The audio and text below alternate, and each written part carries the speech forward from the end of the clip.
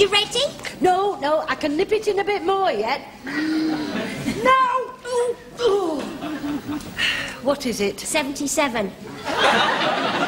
Ooh, doesn't it sound a lot in metric? Yes. Well, you put on 4 whatever they are. Centipedes, Miss Brown. Well, whatever they are, you're putting more of them on. Of course, it's all the government's fault. How'd you work that out? Well, it's this sugar shortage. I've stocked up so much, if I don't keep eating it, I'll never get rid of it. But if you keep on like that, you'll be too fat to get into your store cupboard. I wish I could put on weight. I can't understand it, you know. I have a big meal every night. I don't know how you can afford it. I can't. I have to keep going out with these fellas I don't like just to keep body and soul together. Oh, I couldn't do that. Oh, it's easy. I wear a low frock. They have a good look and I have a good look. Yes, but nowadays they expect something afterwards, don't they? Yes, but they don't get it. Well, why do they keep asking you out, then? Well, it's rather like a fruit machine. Once they've made the investment, they keep hoping they're going to get the jackpot. They'd have to pull the handle a lot of times before they got my cherries up. Thank you very much, sir. And if the socks aren't satisfactory, don't hesitate to bring them back. Thank you so much. It won't make a bit of difference. Anyway, the meal cost £7. Then I borrowed this car to take her home so as to be sure of a quick cuddle, and what happened? About half a mile from her house, she gets her door key out and starts feeling for the passenger door handle. You mean she was keen to make a night of it? No, she was keen to make a run for it. Anyway, I borrowed the car again tonight to take her out again. What makes you think you'll do any better tonight? I've unscrewed the door handle. Oh, for the return of the romantic age, when one's heart leapt at the sight of an ankle slipping into a hansom cab. Now it's clunk, click, strip off quick. Where is Mr. Granger? He hasn't returned from his tea break yet, Captain Peacock. I see. Tell him I wish to see him, will you, as soon as he returns? Certainly, Captain Peacock.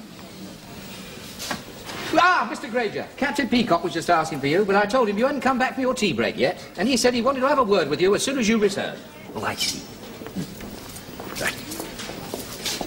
Oh, will you take over from me, Mr. Humphreys? I'm going to have a word with Captain Peacock. Certainly, Mr. Granger. Shall I take over from you, Mr. Humphreys? Get stuffed, Mr. Luke. You wanted to have a word with me, Stephen? Yes, Mr. Granger. It's 11:10. You've had 20 minutes for your coffee break. Your entitlement is 15. How do you account for this? I spent a few minutes in the boys' room on my way back. That's not part of your coffee break. It's the result of it. 5 whole minutes. There was a queue. I don't think Mr. Rumble will regard that as an adequate excuse. You don't mean that you're going to report me, Stephen? Yes, I am, Mr. Granger. Very well, Captain Peacock. I'm sorry, but it's my job. You mean to be a sneak? It's not easy for me, you know. On the one hand, we have our friendship, and on the other, I have my job to do. Now I have to wear 2 hats. Well, you will find no difficulty in that. You're two-faced. Did you hear that, Mr. Humphreys? I did, Mr. Granger. Sit here. Glass of water for Mr. Granger. Don't let him drink it all at once. He'll need another 5 minutes off. Thank you so much, Ethan. Good morning. Come on, Miss Brahms. Before you go to lunch, Mrs. Slocum, I want a word with the floor personnel by the centre stand. Well, I hope it's important because I'm dying for me lunch. Miss Brahms, everything I have to say is important. Pompous nit. Brahms, you mustn't use language like that about floor personnel in my hearing. You'll get ladies' underwear a bad name. I want a word with the floor personnel before you all go to lunch. Well, I hope it won't take long. Otherwise, Mr. Herbert of Hardware will have pinched my seat. Some people have all the luck. Do you need me? Yes, juniors as well. Now, this won't take a moment. From the DM/CR to FW/LNGD/SP, re-T. Captain Peacock, what language are you speaking? It simply means, Mrs. Slocum, from the DM stroke CR, the departmental manager stroke Cuthbert Rumbold, to FW stroke LNGD stroke SP, to floor walker stroke ladies and gentlemen's department stroke Stephen Peacock, regarding tea. What does T stand for? It doesn't stand for anything. You drink it. TEA, tea. They use these initials to save time. Doesn't seem to be working very well, does it? Would if people didn't keep asking questions. Well, people wouldn't need to if they knew what you were rabbiting on about. If I may be allowed to continue, Mrs. Slocum. Oh, yes, PCO. I beg your pardon? Please carry on. Oh, where was I? You just got to the bit where you were stroking Cuthbert Rumbold. I see you are... Oh, you're not starting on those initials again, are you? Please, Mrs. Slocum. I see you are concerned about excessively long tea breaks being enjoyed by members of the department under your supervision. I must emphasize that the said breaks are limited to 15 minutes, and to ensure no one takes advantage of this arrangement, personnel will be required in future to enter their departure and arrival in a book to be known as the E, L, and TB book. The 11th is lunch and tea break book. Visits to the toilet will also be recorded, to which end I have provided a separate book. To be known as the WC book. It's an outrage. Absolutely. Do you mean we have to clock on and clock off every time we want a cup of coffee? That is precisely the idea. And every time I want to powder my nose, I've got to stick it into a book first. That is correct. But what if it's an emergency and my biros run out? Get someone else to do it for you. It's not the same as doing it yourself. Get someone else to sign the book. It's an intolerable invasion of privacy. 1984, Big Brother is watching you. They won't be watching as well. I only have to add that this comes into effect immediately, so I hope you'll all be ready to sign the book back here, sharp at 2. Hey, hang on, just a minute. We've spent 5 minutes waiting, listening to you. Do we get another 5 minutes longer? The customers will be coming in. They will require to be attended to. What about our 5 minutes? Miss Brahms, if you add up all the odd minutes you have taken on top of your normal breaks, I think the 5 minutes are more than due to Grace Brothers. 6 minutes. I suggest that the whole matter should be discussed over lunch. Yes, let's have a disgusting lunch.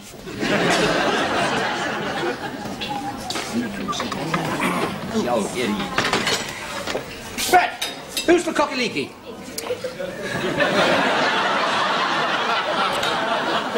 Dumplings? Holds to Newcastle? Who's the grapefruit cocktail? Mine? Where's the cherry? I ate it. You're supposed to be on a diet. I'll thank you to let me make my own sacrifices. One open sandwich. I did not ask for an open sandwich. No, I'm sorry, Mr. Granger, but somebody nudged me in the queue and the top fell off. I'll go back and get it if you want it. I think it fell butter up. Don't bother. You're being brave, having a seafood salad. Oh, shellfish. That's supposed to make you virile. No, I don't think a couple of mussels and a shriveled-up prawn is going to do much for my performance tonight. Why? What are you doing? He's got a date with a lady escapologist. He's taken the handle off the car door so that he can bend her to his will. I always carry a tin opener. Doesn't that take a long time? No, I jab him in the hands with it. Mr. Granger's still got the scars.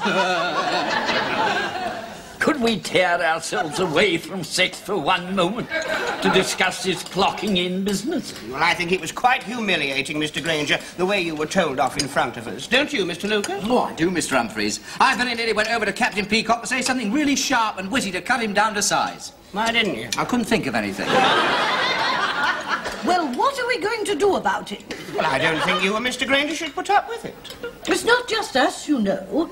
I hope I'm unanimous in this. Yes, if both you and Mr. Granger refuse to sign, the management will have to do something about it. Yeah, sack him. I agree with Mrs. Slocum. I think we should all refuse to sign. I agree. And I think you two should refuse to sign first. No, we must all not sign together.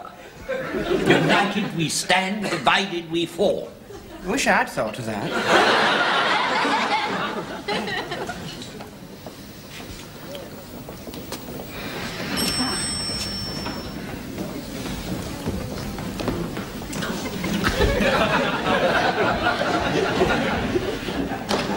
Mr. Granger, Yes, Captain Peacock. will you come here a moment, please?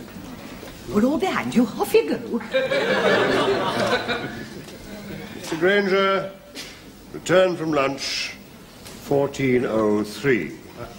Would you sign, please? I'm sorry, Captain Peacock, but I must refuse to sign your book. I will ask you once more, Mr. Granger. Mr. Granger, return from lunch, 1404. Will you sign, please? Again, I shall refuse. I see. Mr. Granger, refused, point blank to sign book. Twice. Mr. Granger, I shall now report your action to Mr. Rumbold. But, Captain Peacock, all the others refused to sign as well. On the contrary, Mr. Granger, I only asked you, you refused, and you will be reported. That's a brandy for Mr. Granger. Down, Mr. Granger, the way you stood up to him. Oh, we shall always remember you for that, Mr. Granger, when you've gone. But I thought that we were all going to stand up to him. I only hope I'll be as brave as that when my turn comes. Well, I think you all ought to sign something to say that you won't sign it. Don't worry, Mr. Granger, we're all behind you. Oh, yes, we're all in this together. Only you're in it a bit deeper. Menswear. Yes. Yes, Mr. Granger is here. I see. Mr. Granger wanted in Mr. Rumbold's office immediately. Good luck, Mr. Granger. And remember, we're all behind you. I think we should all go together. He only sent for the ringleader. I'm not the ringleader, I just happen to be the first one out of the lift. Menswear. Yes. Yes, he's on his way. Rumbold's furious you're keeping him waiting. You'd better hurry up, Mr. Granger. You don't want to get a reputation for always being late. You will all back me up, won't you? If you don't look sharp, you won't be here for us to back up. You know, I think you went too far defying Captain Peacock like you did. Well, we did all agree not to sign together. Well, of course, we wouldn't have signed the first time he asked us as a protest, but we would have done the second time. I think he went too far. Mind you, I'm still behind him. Oh, yes, we're all behind him. Only not so close. Have your notepad ready, Miss Ainsworth. I shall expect a verbatim report of everything that is said at this meeting. Come in.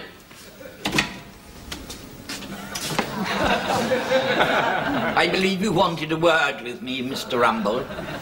I've been waiting 5 minutes to have a word with you, Mr. Granger. I came as quickly as I could. Do you recognize this book? Yes, I think so.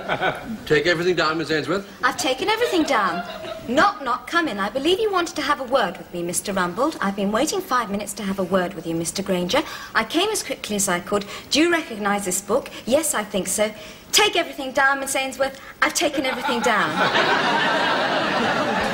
Don't put down what you say. Yes, sir. Shall I put that down? No. Let's start again. Knock, knock, come in. Please. Miss Ainsworth, be quiet.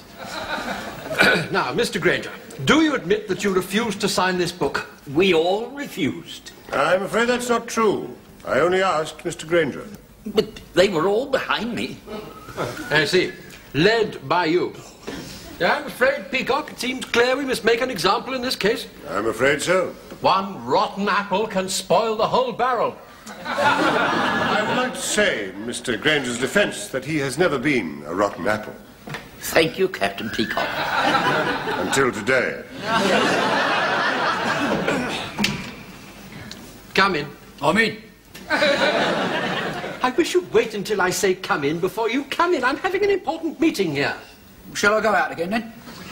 No, no, no. Put it down. Shall I put that down? No, I don't want that put down. What shall I do with it, then? Put it down. I thought you said don't put it down. I don't want you to put it down. Well, I'm going to put it down. And as far as I'm concerned, you can stick it up. Don't put that down, Miss Ainsworth. Now, where were we? Never been a rotten apple in the barrel until today. Yes, Mr. Granger. For the 4 minutes unauthorised absence, I am deducting 25 pence from your pay packet, plus a further 25 pence for refusing to sign this book. Could I sign now and save the 25 pence? No, I'm afraid not. Captain Peacock's remarks take up the place where you were supposed to sign. That is all, Mr. Granger. The matter is closed. What about the others? That is all, Mr. Granger. The matter is closed. Well, I think it's disgraceful, you having to pay 50p. I shouldn't stand for it. No, you should stand up for yourself and tell them where to get off. Yeah, we're behind you. I'd prefer to forget it. It's all been most unpleasant. I think we all ought to chip in and pay Mr. Granger's fine. I mean, after all, it's only 10p each. Ah, but he was fined 25p for being late and 25p for not signing. Now, we're only supporting him for not signing, so we should only pay half. Hold on. Now, there's a principle involved here, isn't there? Brother Granger is being victimised because he stood up for his rightful rights. Now, it's only fair that we should stand up for him. This has nothing to do with you, Mr. Mash. Get back to your basement. It has everything to do with me, Brother Slocum. I am shop steward, and in that capacity I am convening an emergency meeting in accordance with section 23 of the rule book. Can we do that? Of course we can. But what about the customers? You'll have to wait. It all comes to a halt when the brothers say so. Well, it's just like the mafia and the Cosy Nostril. Are you free, Mr. Granger? Come in, Captain Peacock. Don't move, brother. You'll be Captain Peacock once. He can't touch us once I've convened an emergency meeting. We are sacrosanct. Is that true? That is true. Brother Humphreys. Oh, doesn't it bring you close when you have a union? I called you, Mr. Granger. I've been convened. Get off the floor, Mash. Unless you want everybody out from here to Harrods, I would not use that tone of voice, Peacock. Now then, we are gathered here today, brothers, to consider the case of Brother E. Granger. So you're behind this, Granger? No, we're all behind it. Now, as I see it, we've got two things to decide. What we want and how we are going to get it. But I'm not sure what we want. Ah, well, you're lucky you got me here then, ain't you? Firstly, we want to remove the stigmata attached to Brother Granger. Oh, it sounds like The Exorcist. And secondly, on the time element, we want to be free and unrestricted in the cloakroom. I'll second that. And thirdly, we want a reappraisal of the whole archaic coffee break system, bringing it into line with current industrial practice. What does that mean? What does that mean? That means, brother, that unless the management meet our demands, we take action. And if that don't work, we'll escalate. Hear him. Oh, now you've wasted enough time, Mash. Everybody back to work.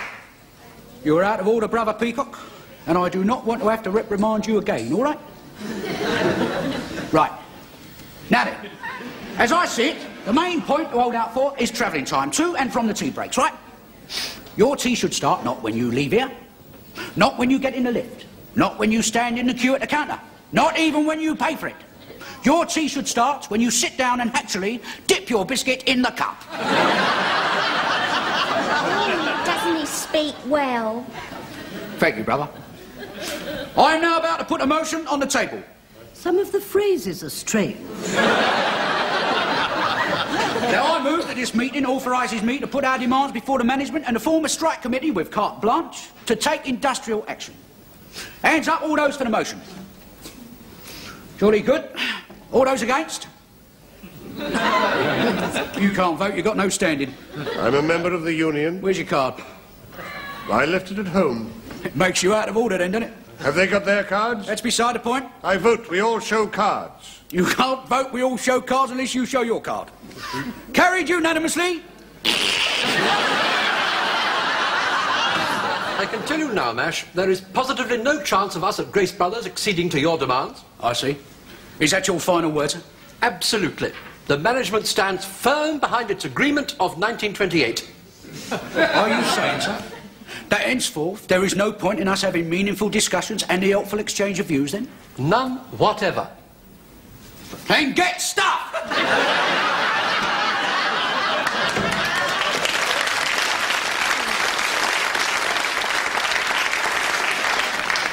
Don't put that down, Miss Ainsworth. That's it then, brothers. As from this moment in time, it's go slow. But it's only 3 minutes before we go home. That's all right. Go slow right up to the bell. Well, that's not going to be easy without any customers. In my official capacity as shop steward, Peacock, I'm ordering you to go slow. Hold down, Mrs. Slocum. As from now on, it's go slow. But if I don't get these covers on quick, I'll miss me boss. Well, leave them.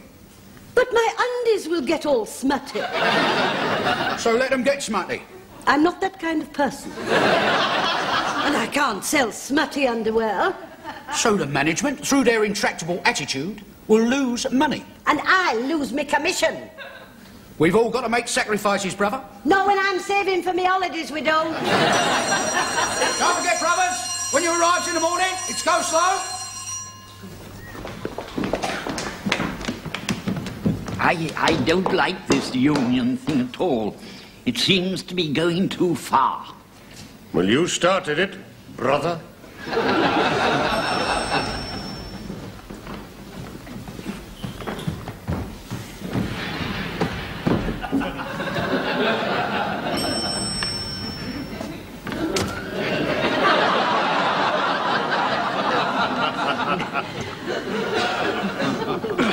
I didn't know anything about it anyway, did I? No, I didn't know about it. Well, I tell you, brothers, I'm really proud of you. The go slow this morning was 100% effective. I think we put the wind up to management, all right? And if you don't go slow on that apple crumble, you'll get the wind up somewhere else. I think Mr. Granger went slow beautifully. I couldn't tell the difference. Well, I know we're all behind the union, Mr. Humphreys, but I must say that I do think 10 minutes is rather a long time to spend on an inside leg.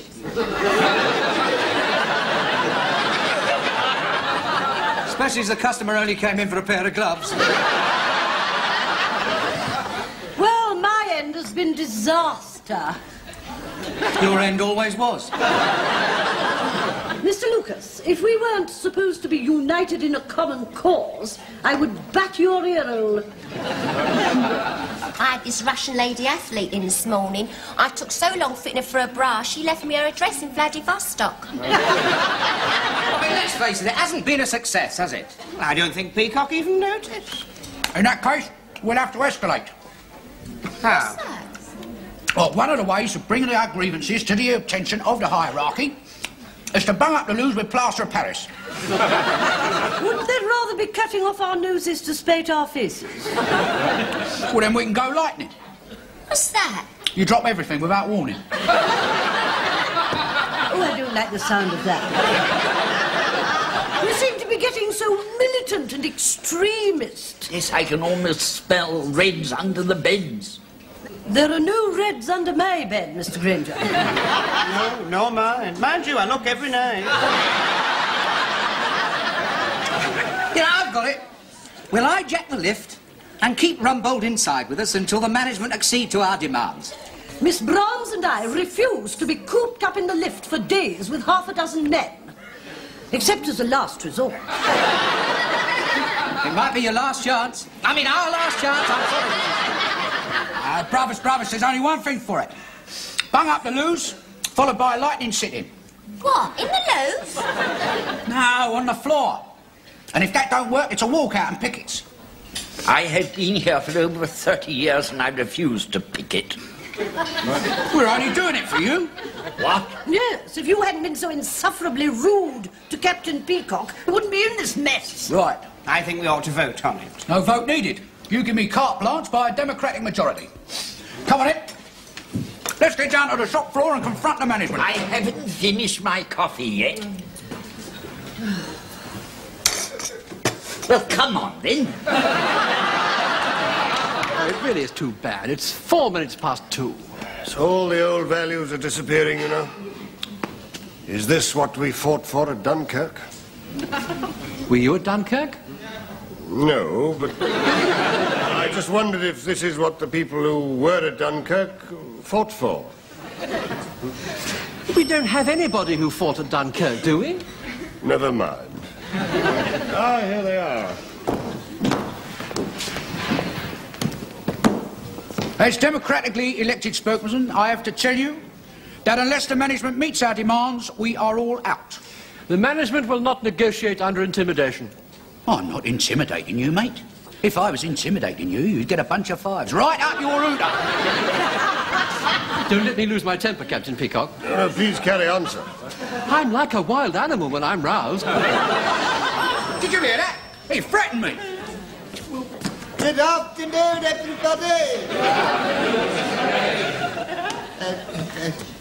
I've got a copy of your memo, Rumbold, about the tea break. Yes, well, further to that, sir, the workers are claiming that their tea break shouldn't commence until they actually get the coffee in their hands. Yeah, and we'll get it and all. We're right behind Mr. Granger in this, sir. It wasn't just me, sir. Yeah. We are not travelling up and down in your rotten old lift to your rotten old canteen in our own time, sir. That's quite right. The lifts are not up to it. My tea break begins when my tea is handed to me. And what's good enough for me is good enough for you. That's it, brothers. We've won. That's the power of the union. Well, I'm very glad I held out. Well done, Mr. Granger. We were all behind you. So, in future, your tea will be handed to you. Goddard! So now, you won't have to leave the department at all. Carry on, everybody. You've all done very well.